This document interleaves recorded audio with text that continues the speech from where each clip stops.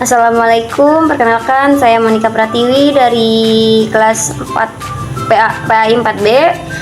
Di sini saya akan mempresentasikan tentang hakikat kurikulum, pengembangan kurikulum, dan pembelajaran.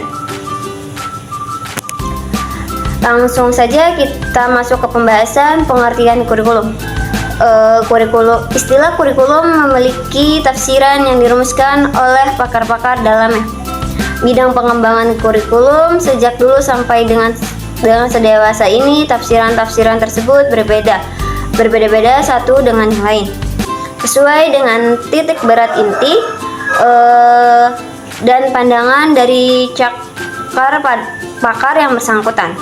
Istilah kurikulum berasal dari bahasa Latin, yakni curriculi, artinya jarak yang harus ditempuh seorang pelari. Dan ada juga menurut para ahli, yang pertama adalah G. Galen Saylor dan William Mr. Alexander. Menurut beliau, pengertian kurikulum adalah suatu upaya sekolah untuk mengaruhi pelajar baik di ruang kelas maupun di luar sekolah.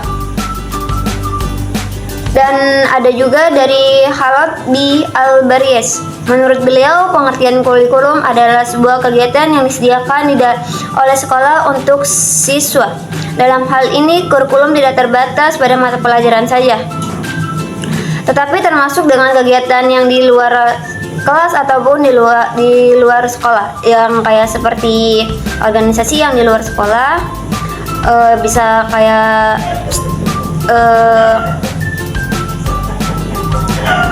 renang, Dan ada juga menurut G. Lori Tumber dan Delmas V. Miller. Menurut beliau adalah kurikulum adalah sebuah hal yang dapat mempengaruhi pembelajaran, termasuk metode pembelajaran, cara mengevaluasi murid, program studi, bimbingan dan penyeluruhan, supervisi dan administrasi, sebagai hal-hal struktural terkait dengan waktu, jumlah ruangan, serta kemungkinan memilih mata pelajaran. Dan ada juga menurut Johann Factor Kerr. Menurut Johann Factor Kerr 1968, pengertian kurikulum adalah suatu pembelajaran yang dirancang dan dilaksanakan secara individu ataupun kelompok, baik di dalam sekolah atau kelas, atau di luar sekolah atau di luar kelas. Dan yang terakhir, menurut Undang-Undang Nomor 20 Tahun 2003 tentang Sistem Pendidikan Nasional, kurikulum adalah seperangkat rencana dan pengaturan mengenai tujuan, isi dan bahan pembelajaran, serta cara yang digunakan sebagai pedoman penyelenggaraan kegiatan pembelajaran untuk mencapai tujuan pendidikan nasional. Dan ada juga tujuan kurikulum. Tujuan kurikulum pada dasarnya merumuskan tujuan, menentukan strategi penyeluruhan tentang cara pelaksanaan tugas untuk mencapai tujuan yang telah ditentukan, serta menentukan hierarki rencana secara penyeluruhan untuk menginstruksikan dan mengkoordinasikan kegiatan yang perlu digunakan.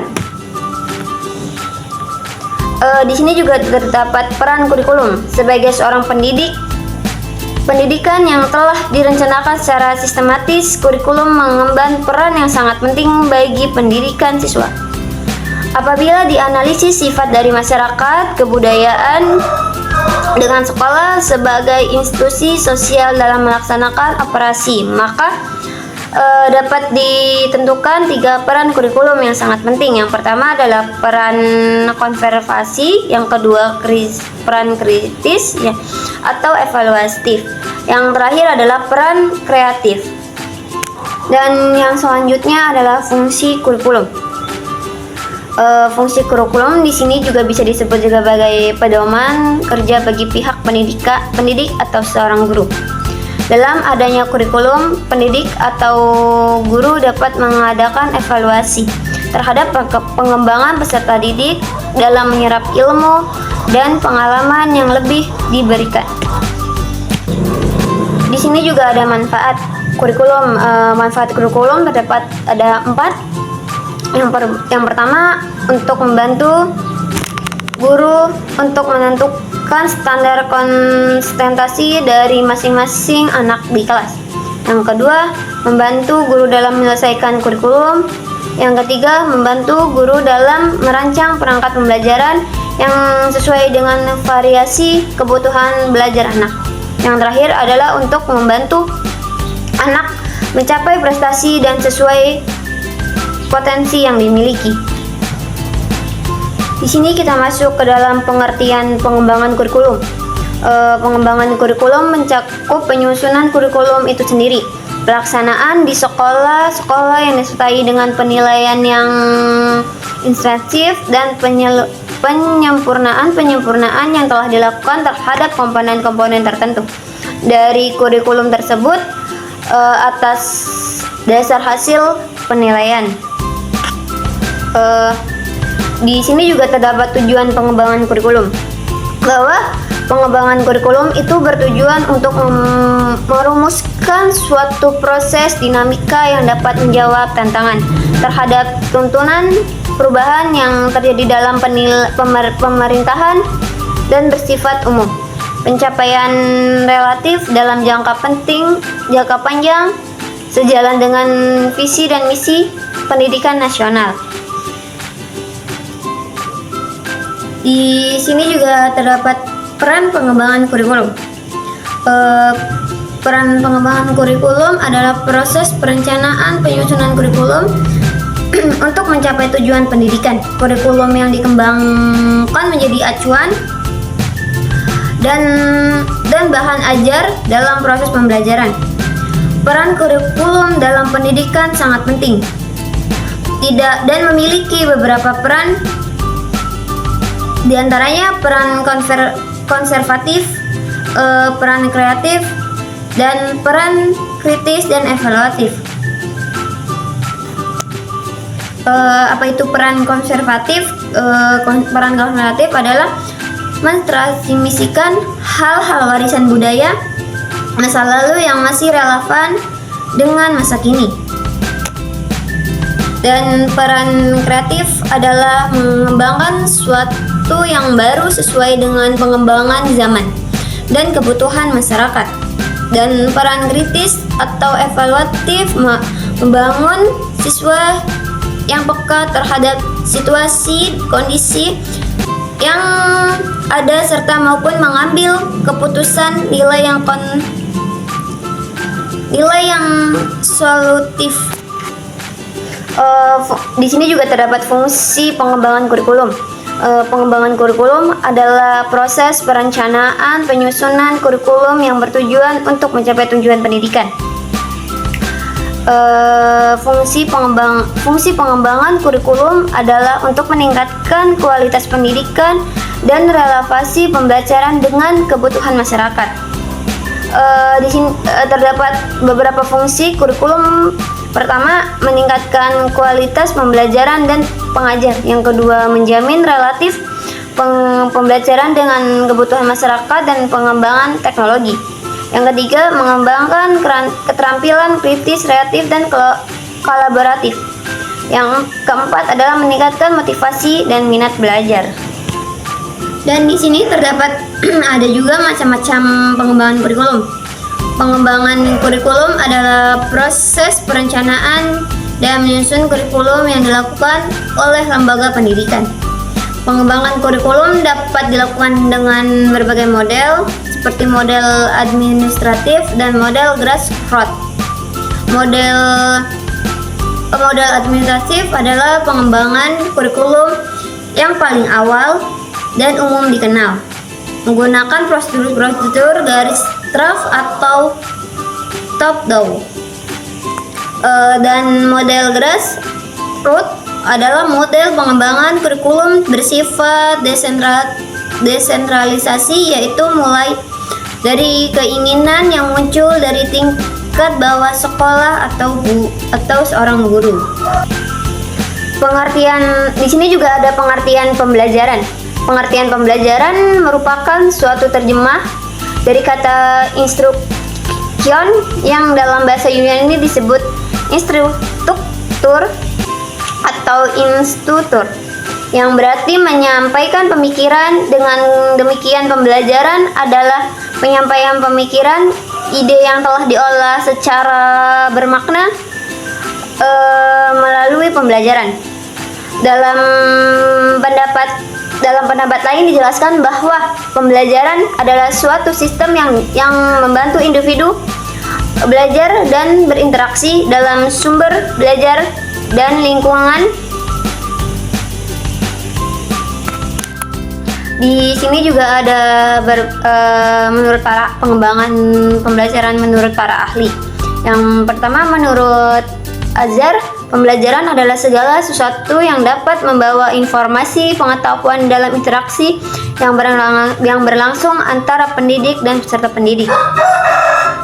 Dan menurut Segala, pembelajaran adalah membelajarkan siswa menggunakan asas pendidikan maupun teori belajar yang merupakan penentu utama penghasilan pendidikan.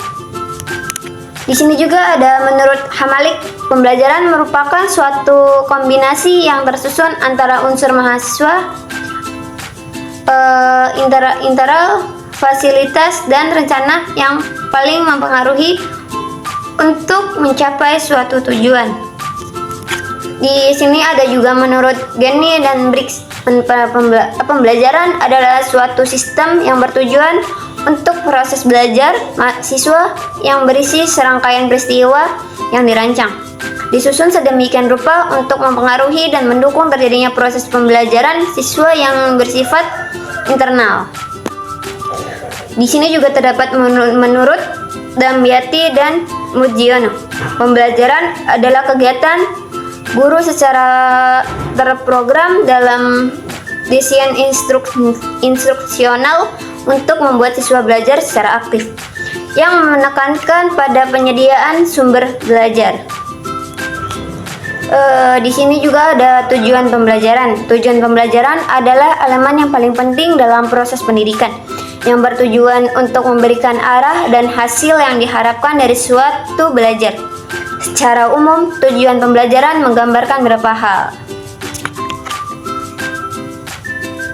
Tujuan ini dipertimbangkan dalam perencanaan pembelajaran. Dikutip dari situs resmi perencanaan pembelajaran Hamzah dan kawan-kawan 2023 halaman 34. Tujuan pembelajaran berisi tentang penguasaan kompetensi yang operasional. Tujuan ini ditargetkan atau yang harus dicapai dalam rencana pembelajaran mulai dari kompetensi, keterampilan, atau pemahaman yang harus dicapai oleh peserta didik, serta mengikuti suatu proses pembelajaran. Tujuan ini dirancang agar proses pembelajaran lebih terarah dan dapat dievaluasi keberhasilannya. Dalam konteks ini bertujuan pembelajaran dirancang untuk mendukung perkembangan peserta didik secara holistik. Di sini juga terdapat ruang lingkup pembelajaran. Ruang lingkup merupakan penjelasan mengenai batasan sebuah subjek yang ada di dalam sebuah masalah. Menurut KBBI, ruang lingkup adalah luasan subjek yang tercangkup. Jika diartikan secara luas, ruang lingkup merupakan sebuah batasan. Batasan yang dimaksud di sini dapat di sebuah faktor yang diteliti seperti halnya materi, waktu, tempat, dan lain sebagainya.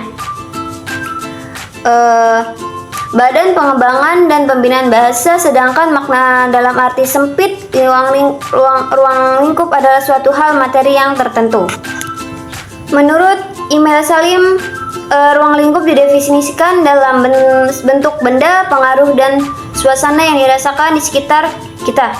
Ruang lingkup sebagai urusan yang ingin berhubungan dengan kehidupan manusia.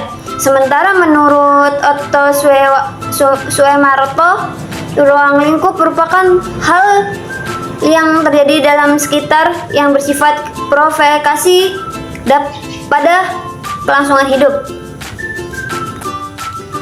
Sehingga ruang lingkup diartikan sebagai penjelasan mengenai batasan suatu yang akan dibahas dan mencakup subjek dan objek yang berhubungan dengan suatu malah tersebut. Ruang lingkup dapat didefinisikan sebagai batasan atau cukupan topik dan subjek tertentu akan dibahas atau diteliti. Di sini juga terdapat manfaat pembelajaran. Manfaat pembelajaran adalah hasil yang didasari dari proses belajar seperti meningkatkan pemahaman, keterampilan, dan karakter. Manfaat pembelajaran dalam pemahaman, memahami konsep teori atau prinsip yang mendasari suatu topik. Yang kedua, memahami materi pembelajaran dengan baik. Yang ketiga, memahami informasi dengan mendalam dan melakukan analisis kritis. Dan di sini juga terdapat ciri-ciri pembelajaran pada abad ke-21.